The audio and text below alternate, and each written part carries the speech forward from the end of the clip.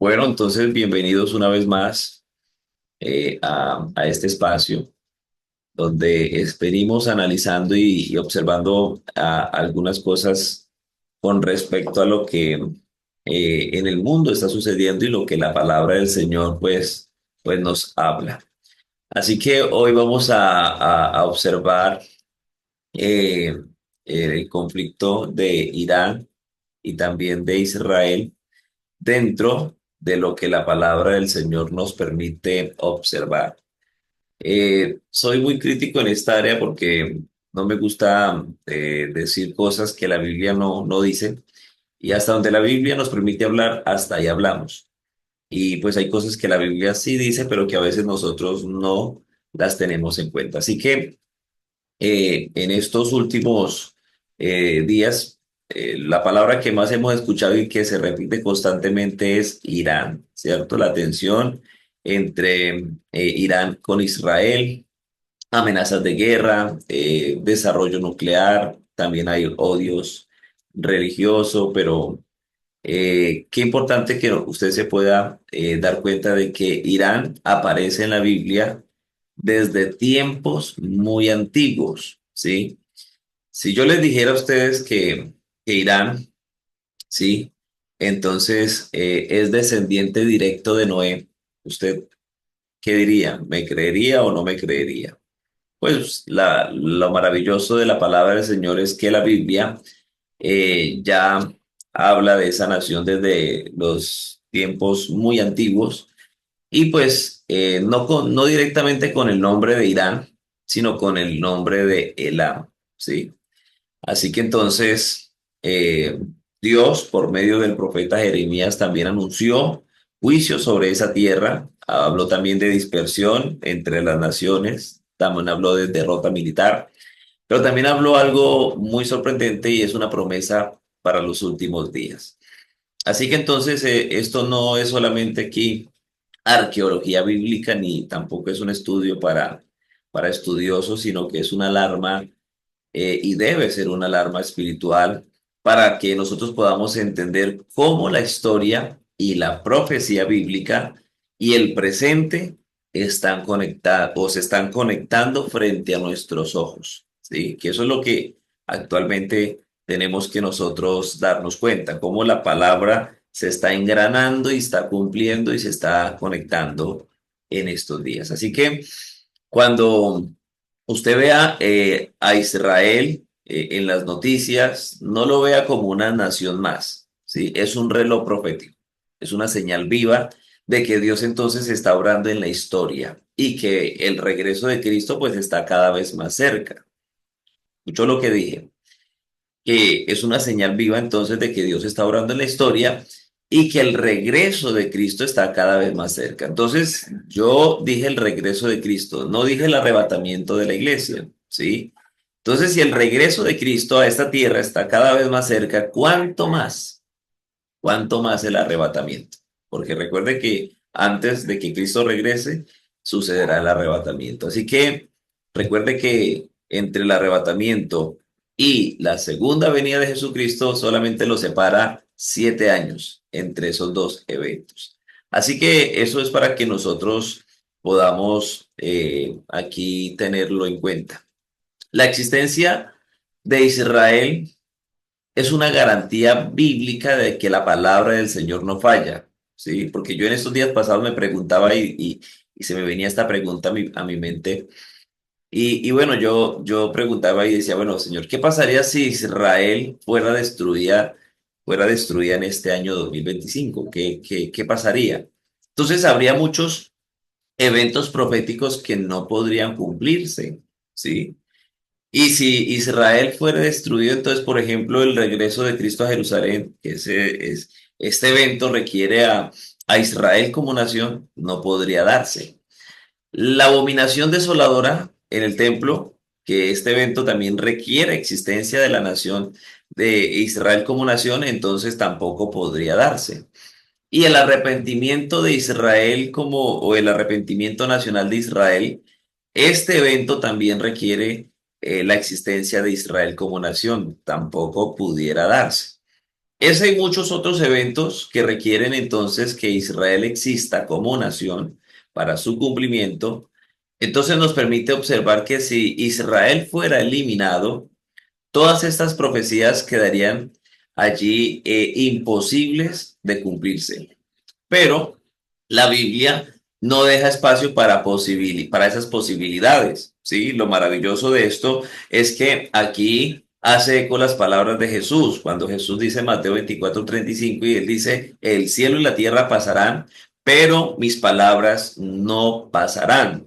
Así que esas palabras de Jesús nos están diciendo que la profecía se cumplirá sí o sí. En otras palabras, Jesús nos está diciendo, todo esto que les digo, aunque el mundo cambie o aunque de pronto eh, tienda a desaparecer, no fallará mis palabras, se cumplirá todo con exactitud. Porque usted se da cuenta que hay amenaza hoy nuclear y entonces se dice que el mundo puede ser destruido en cualquier momento. Pero el Señor tiene, y vamos a observar aquí que el Señor tiene soberanía sobre su creación. Así que entonces hoy, pues a la luz de la palabra, vamos a descubrir que Dios no ha perdido el control de las naciones y que lo que el mundo llama conflicto político, Dios lo ve como cumplimiento profético. Y es así como también nosotros como iglesia tenemos que verlo como un cumplimiento profético. Así que entonces hoy esta enseñanza pues es una invitación, ¿sí? Para que nosotros sigamos levantando la mirada y podamos leer las escrituras con discernimiento y también pues a prepararnos porque los postreros días no son una teoría, eso ya está en marcha hace rato. Así que lo primero que vamos a tener en cuenta hoy es, y vamos a mirar el origen de Irán en la Biblia. ¿Sí? Bueno, me confirman si me están escuchando bien. Creo que se me cayó aquí el internet. Entonces, me confirman ahí en el chat si me están oyendo bien.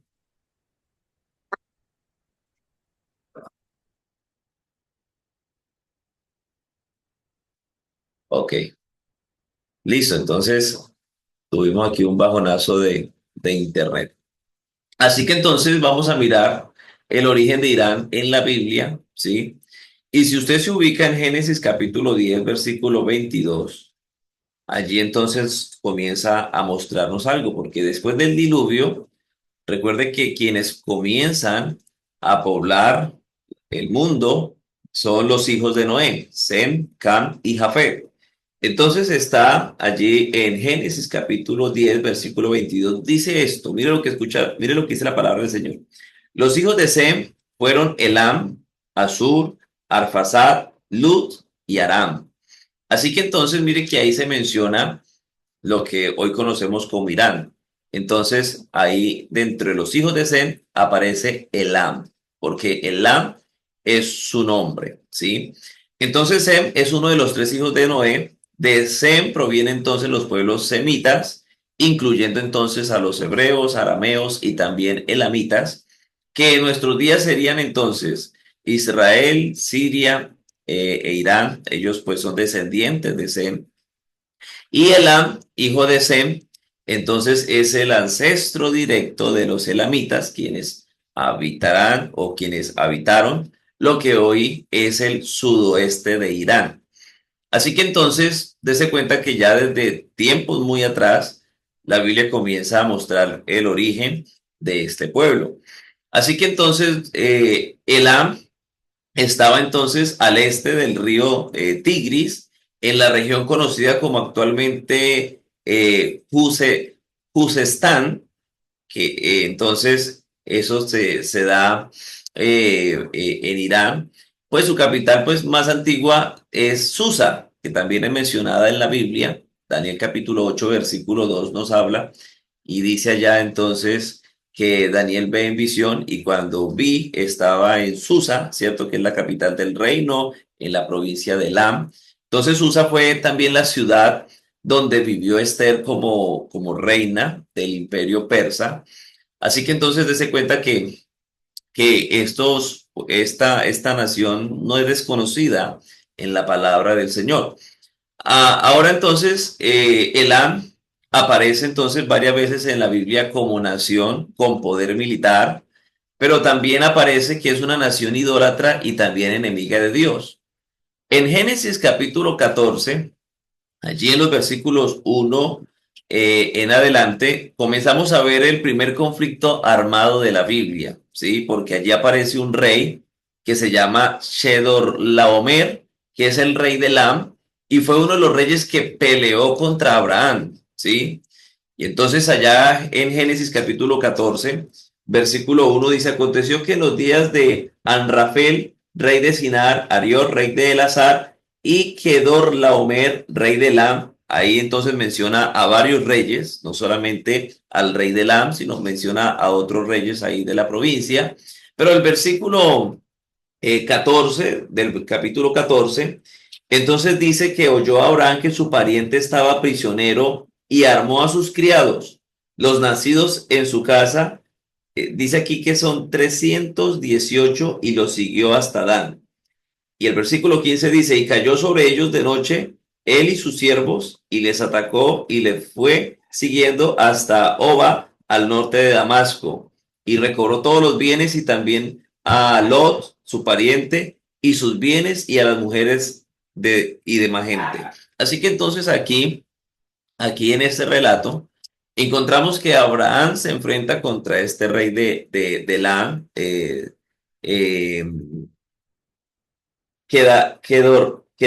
Kedorlaomer, rey de Elam, entonces que es el que lidera allí una coalición de reyes para invadir y saquear entonces ciudades de Canaán, incluyendo a Sodoma. En ese ataque entonces Lot, sobrino de Abraham, que vivía en Sodoma, es capturado como prisionero. Abraham entonces al enterarse, pues reúne el 318 hombres entrenados de su casa y organiza entonces un contraataque. ¿Sí? Lo que lleva a cabo entonces es que obtiene la victoria derrotando allí a este rey de Elam y pues los otros reyes también aliados los derrota Abraham y rescata a Lot, a los prisioneros y pues también sus bienes. Así que para tener en cuenta, este es el primer el relato o el primer conflicto armado en el cual participa allí un siervo de Dios en toda la Biblia.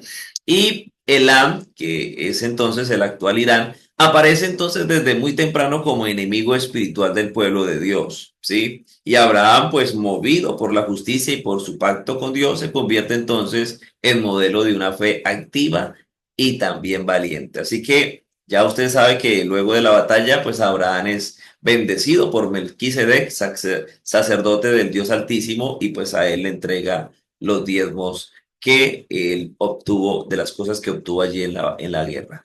Así que entonces mire que Elam también aparece en los profetas, ¿sí? Entonces en Isaías capítulo 11, versículo 11, allí se menciona a Elam. Si vamos un momentico allí, entonces observamos que allí menciona a Elam. Mire lo que dice, mire lo que dice aquí la palabra del Señor, Isaías capítulo 11, versículo 11. Asimismo acontecerá en aquel tiempo que Jehová alzará otra vez su mano para recobrar el remanente de su pueblo, que aún quede en Asiria, Egipto, Patros, Etiopía, Elam, Sinar y Hamad, y en las costas del mar. Aquí entonces los pueblos mencionados en este pasaje, lo cual es Asiria, Egipto, Patros, Cus, Elam, bueno, Sinar y Hamad, corresponden hoy a naciones y regiones del actual Medio Oriente y el noreste de África, ¿sí? Entonces, mire que aquí Isaías 11 habla de una restauración del pueblo de Dios, no solo de Judá y de Jerusalén, sino de todos los rincones donde fue esparcido. Esto pues incluye regiones como Irán, Irak y Siria, mostrando entonces allí que el plan de redención alcanza aún a los lugares más oscuros o adversarios de pronto del pasado. También en Isaías capítulo 21, versículo 2, se menciona allí una profecía contra Elam y contra Media, y son dos regiones que siglos más tarde formarían lo que conocemos como el imperio medo-persa. Así que entonces, para que usted vaya dándose cuenta cómo se va dando esa transición entre Elam, ¿cierto? Ahora ya con el tiempo Elam es absorbido por los medos y los persas, que es lo que se conoce como Persia, y que siglos más tarde pues ya se constituiría como Irán.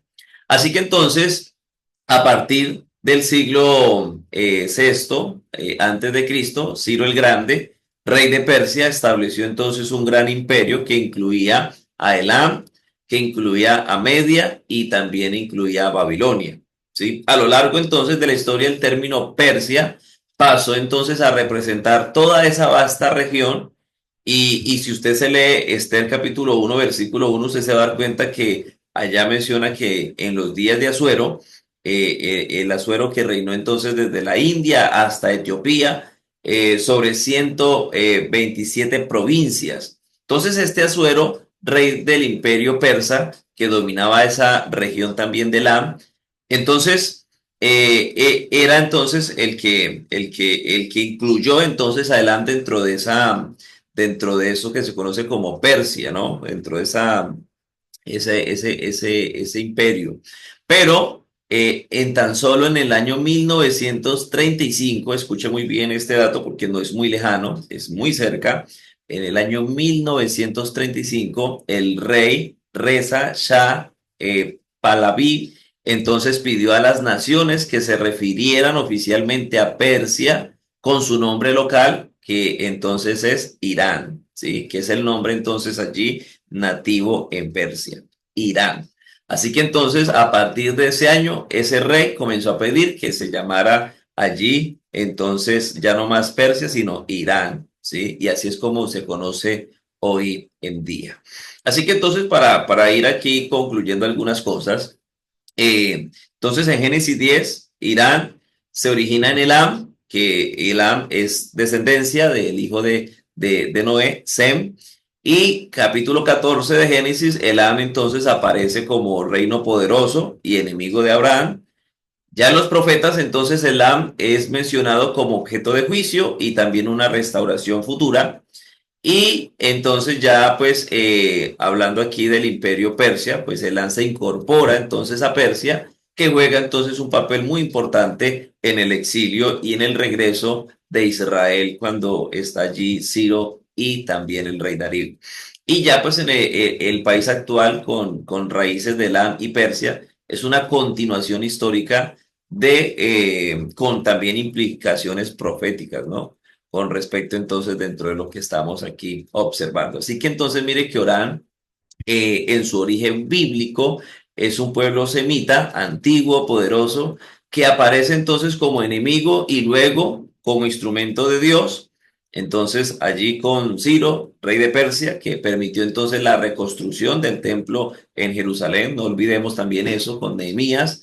Y hoy pues sin embargo su papel parece volver a la hostilidad contra Israel, lo cual pues hace que sea más relevante el estudio de pasajes como el que vamos a analizar a continuación y quiero que ustedes se vayan ubicando en Jeremías capítulo 49, ¿sí? Porque este pasaje ha llamado la atención de muchos estudiosos y también de creyentes que por su posible conexión con eventos actuales, Irán, el antiguo Elam e Israel, entonces trae allí un contenido profético de juicio y restauración. Así que entonces vamos a hacer aquí un análisis en esta hora de ese pasaje.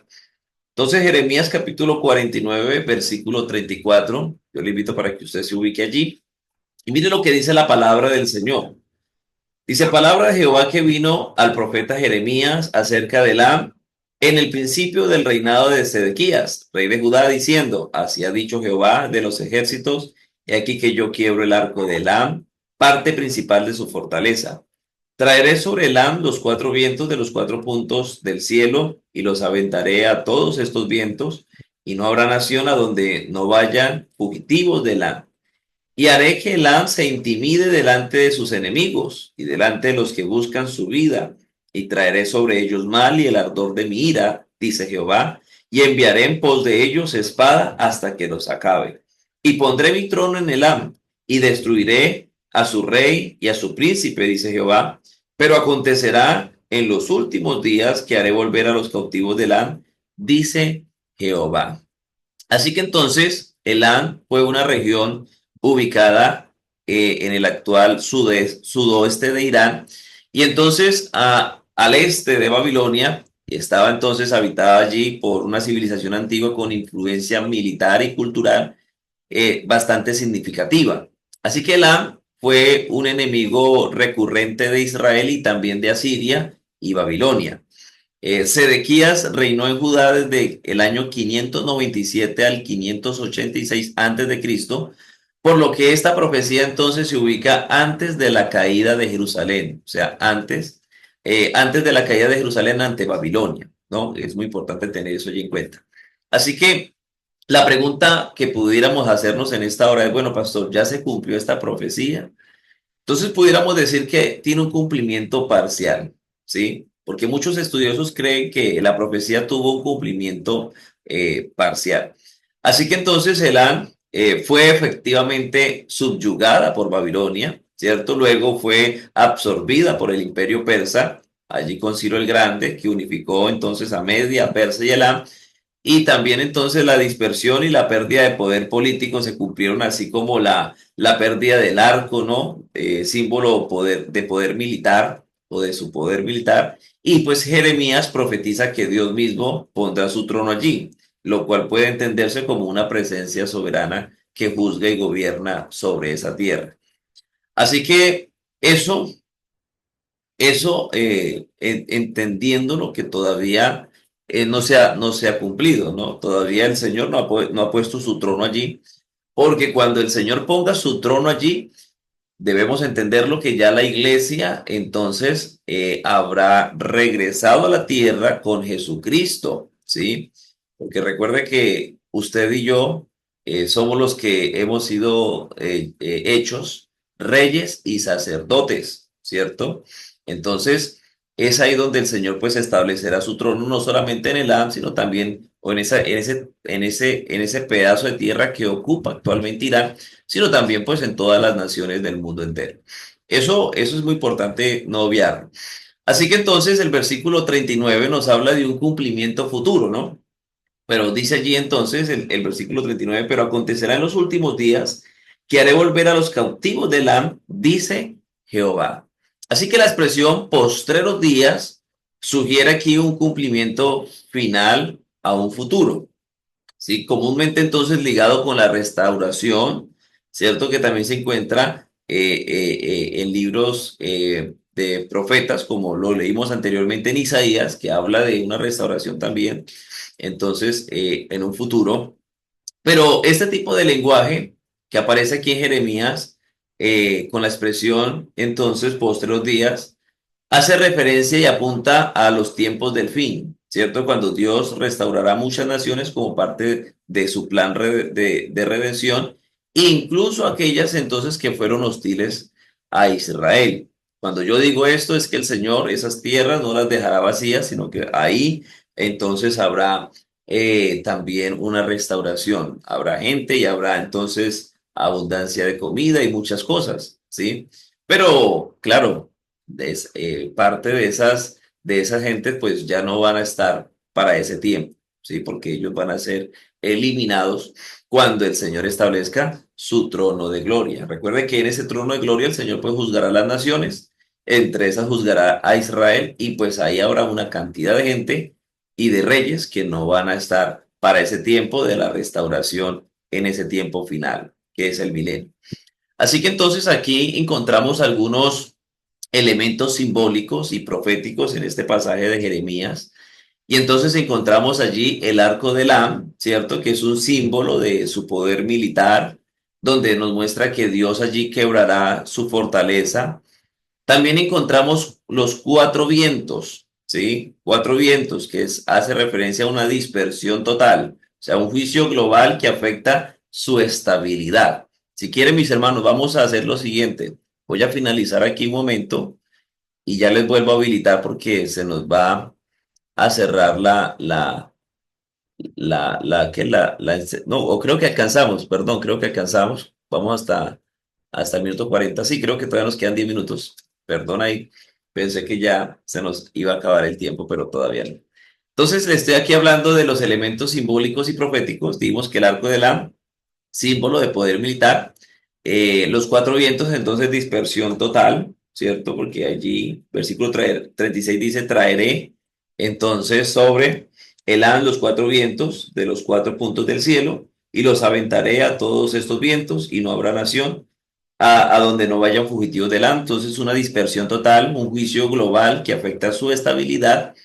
También entonces allí nos muestra en ese mismo versículo que hay fugitivos por todas las naciones, entonces hay una migración forzada, hay una crisis, hay un exilio, y pues también nos muestra más adelante entonces el trono de Jehová, ¿cierto? Entonces allí aparece el trono de Dios, en el autoridad entonces divina para juicio y posterior restauración.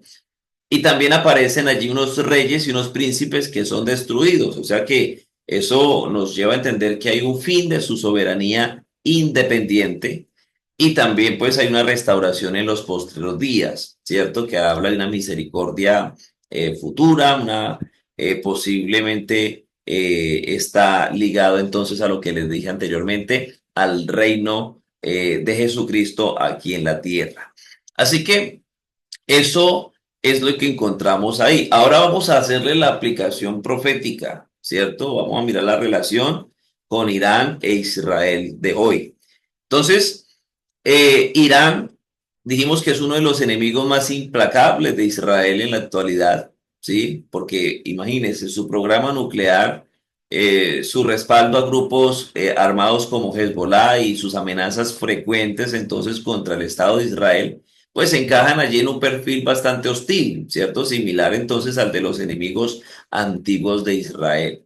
Así que entonces aquí, Jeremías capítulo 49 esta profecía que acabamos de leer ahí nos permite y vemos cómo se engrana el tiempo de hoy porque por la expresión últimos días, ¿sí? Esa expresión de últimos días debemos, quiero resaltarla en este momento para hacer referencia a algo.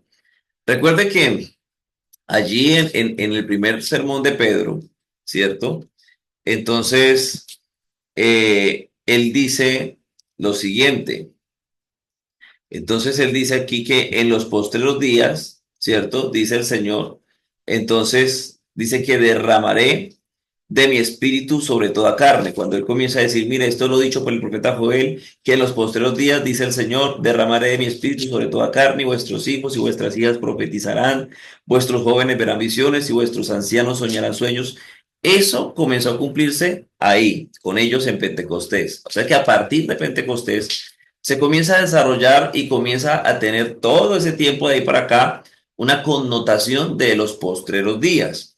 Ahora, si usted se va para Hebreos, capítulo, eh, Hebreos capítulo 1, mire lo que dice el versículo 1. Dice que Dios habiendo hablado muchas veces y de muchas maneras en otro tiempo a los padres por los profetas, en estos postreros días, vuelve a resaltar la expresión postreros días, dice que nos ha hablado por el Hijo, a quien constituyó heredero de todo. Entonces mire que aquí nos vuelve a hablar la expresión postreros días, ¿cierto? Y eso pues también encaja aún nuestros días. Así que entonces, pero acontecerá en los últimos días, postreros días, entonces esa expresión encaja y mete esa profecía también, o la encierra o aborda también nuestros días, o sea, estos días actuales. Así que entonces ahí Dios entonces muestra una advertencia profética contemporánea donde Dios entonces juzgará a Irán con guerra, dispersión y también desolación, posiblemente en un conflicto entonces futuro que ya entonces ha iniciado allí en Medio Oriente. Y esto pues puede incluir entonces lo que hemos estado presenciando, ataques militares, ¿cierto? Contra instalaciones nucleares, que esas instalaciones nucleares en este pasaje también hacen parte o están representadas en ese arco que son quebrados, y entonces dice que el Señor quebrará entonces el arco de Elam, o sea que Elam, su fortaleza siempre será debilitada. ¿Por quién? Por directamente por Jehová Dios. Así que entonces ya ustedes se dan cuenta que Israel ha declarado que no permitirá que Irán adquiera armas nucleares, lo cual entonces lleva a que el arco de Irán permanezca quebrado, ¿sí? Que no tenga, entonces, por más que Irán se esfuerce, entonces ellos no pueden armar su arco, mantenerlo firme, porque siempre va a estar quebrado. ¿Por qué? Porque el Señor lo ha declarado, ¿sí? Y entonces, pues si el Señor quiere usar a Estados Unidos para hacer eso, Él lo usa, ¿sí? Y para eso lo tiene ahí también. Y para eso está llevando y póngale cuidado al pensamiento del presidente, porque quiere hacer a Estados Unidos grande otra vez. O sea, que quiere ser una potencia no solamente en la región donde está Estados Unidos, sino en todo el mundo. Y actualmente lo es. Así que dése cuenta y mire cómo el Señor involucra tanto hacia Estados Unidos que, que Israel tuvo que depender de esta nación para poder entonces allí que el arco de Elam se mantenga quebrado, ¿cierto? Entonces mire que aquí es Dios directamente teniendo la soberanía sobre todas las naciones, incluyendo entonces Estados Unidos. Por eso siempre les he dicho que el Señor es el que pone y quita reyes. Eso está dentro de la soberanía de Dios. Así que entonces pudiésemos decir que no hay certeza, ¿cierto? Cronológica allí al observar pues su cumplimiento como, digámoslo, en totalidad.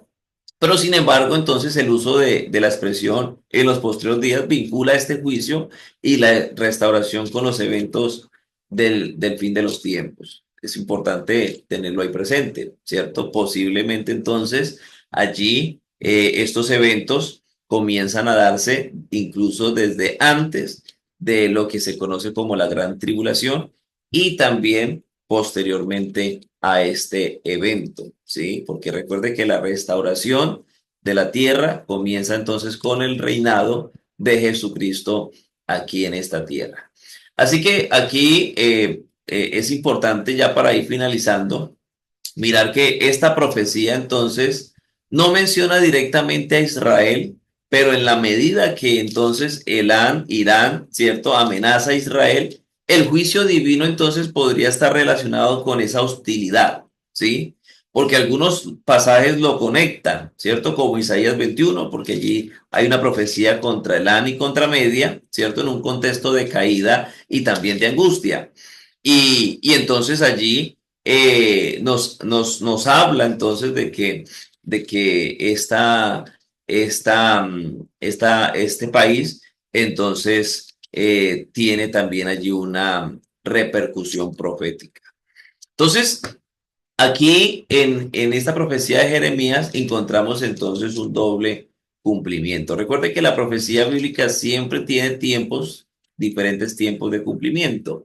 Así que pudiéramos decir que hay un cumplimiento histórico, porque el juicio contra Elam se cumplió entonces en parte con la conquista por Babilonia y Persia, ¿cierto? Que eso ya pues es historia.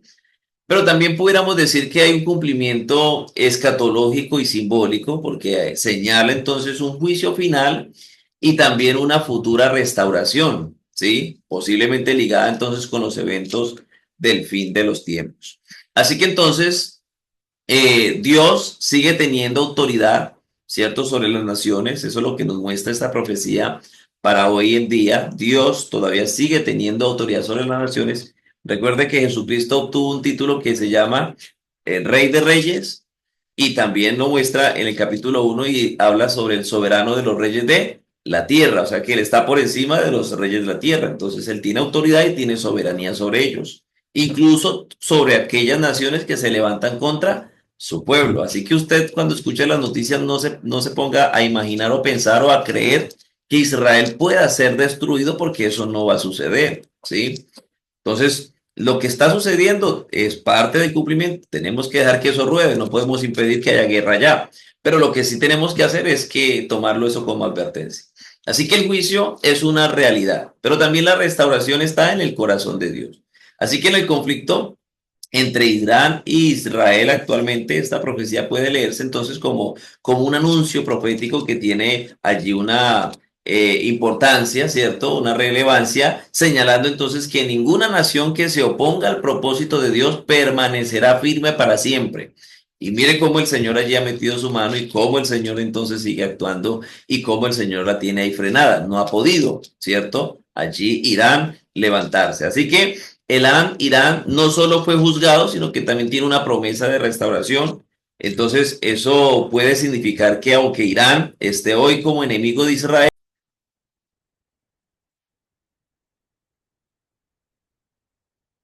listo.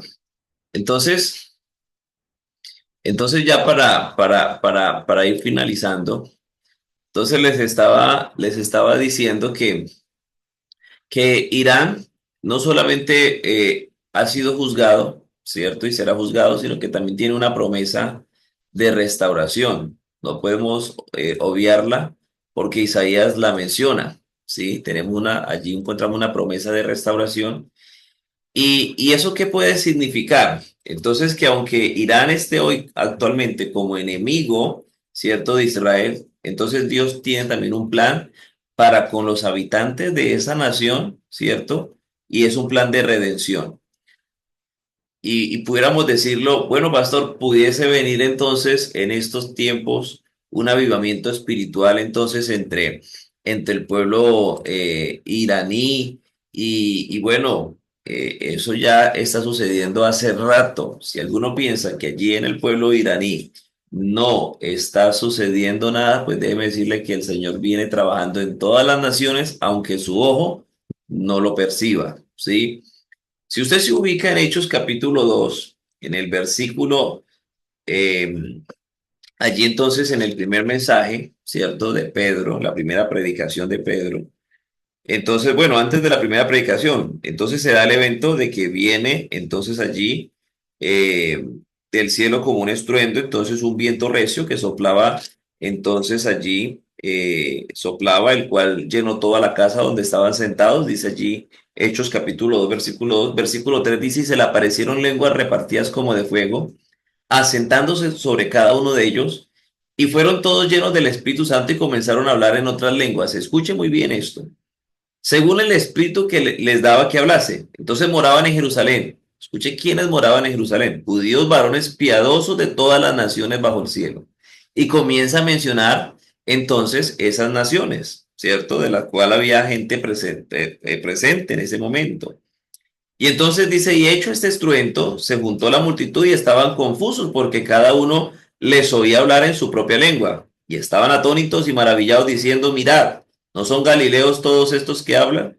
¿Cómo pues les oímos nosotros hablar cada uno en nuestra lengua en la que hemos nacido? O sea que mire que aunque eran gente, ¿cierto? Allí judíos piadosos, pero habían nacido en esos territorios y entonces dice que habían de partos, medos, escucha esta expresión, elamitas, ¿sí? O sea que habían allí gente de lo que hoy se conoce como Irán, allí presentes en el día de Pentecostés. Y los que habitamos en Mesopotamia, en Judea, bueno, y comienza, ¿cierto? En Capadocia, en el Ponto, pero ahí el texto muestra que había gente de Irán presente en el evento del hecho allí del día de Pentecostés, cuando el Espíritu Santo entonces allí se manifiesta en cada uno de sus vidas, había gente de Irán presente. Así que entonces, dése cuenta que también actualmente algo ya entonces ha venido sucediendo que comenzó a verse ya de una manera clandestina, sí, pero ha habido un crecimiento del cristianismo allí en ese lugar.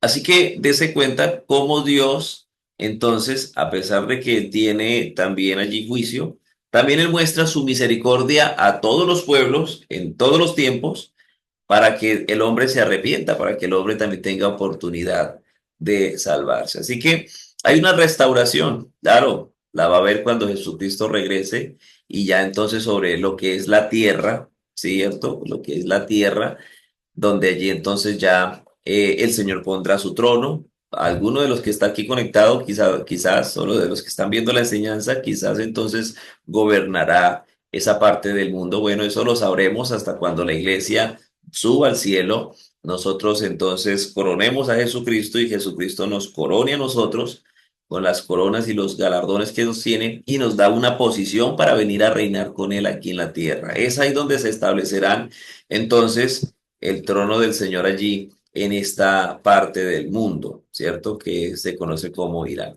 Todo esto está entonces en la palabra y es un panorama y es algo que nosotros podemos observar y entender que lo que está sucediendo hoy sí es parte del desarrollo hoy y del cumplimiento profético que nos presenta la palabra del Señor. Por eso les decía al inicio que estamos viendo cómo frente a nuestros ojos se está engranando, se está entonces allí conectando y se está cumpliendo la palabra profética. Y vale la pena resaltarlo y vale la pena recordarles que tenemos la palabra profética más segura.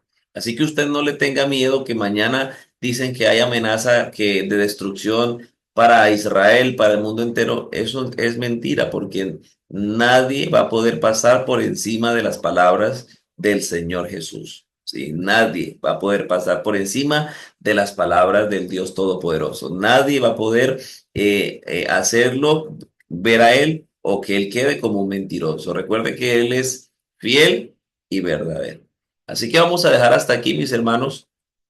Ya usted aquí tiene un panorama, ¿cierto? Con respecto a lo que se está viendo allí. Y recuerde que para que haya paz, entonces en esa parte del mundo tiene que haber guerra, ¿sí? Y todavía Israel no ha conquistado su ciudad Jerusalén, por eso actualmente todavía no es capital en el mundo, ¿cierto? Reconocida en el mundo, Jerusalén como capital de Israel todavía no está constituida. El día que eso suceda, entonces habrá paz en esa parte y ya Israel podrá entonces poner allí la construcción de lo que es el tercer templo. Así que vamos a orar, vamos a darle gracias al Señor por este espacio que nos ha permitido poder aquí compartir, poder aquí observar, analizar, mirar, contemplar lo que la palabra del Señor nos presenta y lo que nosotros tenemos hoy frente a nuestros ojos. Así que démosle gracias al Señor Jesús y qué bueno que podamos seguir en esa alerta, que podamos seguir preparándonos, que podamos nosotros seguir gozosos, sirviendo al Señor en todo tiempo y que podamos nosotros estar listos. Si la trompeta el Señor la hace sonar hoy, que podamos decirle, heme aquí, ¿cierto? Si la hace sonar dentro de 2 años, que podamos decir, Señor, aquí estoy. Si la hace sonar dentro de 10 años, decirle, Señor, aquí estoy. Así que nosotros en Él andamos siempre confiados, ¿sí? Porque lo que tenemos de Él y lo que viene para nosotros es grande. Démosle gracias al Señor Jesús, bendito Salvador, Rey de Gloria. Aquí estamos, Señor, agradecidos contigo por este momento que nos ha permitido compartir tu palabra. Gracias, Señor Jesús, porque a través de ella, Señor, nosotros sentimos, Señor, confianza, seguridad, Señor. Sentimos que hay esperanza y vida eterna. Gracias, Padre Celestial, por todo lo que tú haces y por todo lo que tú harás. Y gracias, Señor, por la palabra, porque sabemos que tú eres fiel y verdadero. Nuestra confianza está puesta en ti y en tu palabra, Señor. Ayúdanos cada día a seguir creyéndola, a seguir, Señor, poniéndola por obra, y que podamos nosotros seguir cada día triunfantes a través de tu palabra. En el nombre de Jesús de Nazaret, gracias, Señor Jesús. Amén y amén. Bueno, mis hermanos, desearle entonces una feliz noche.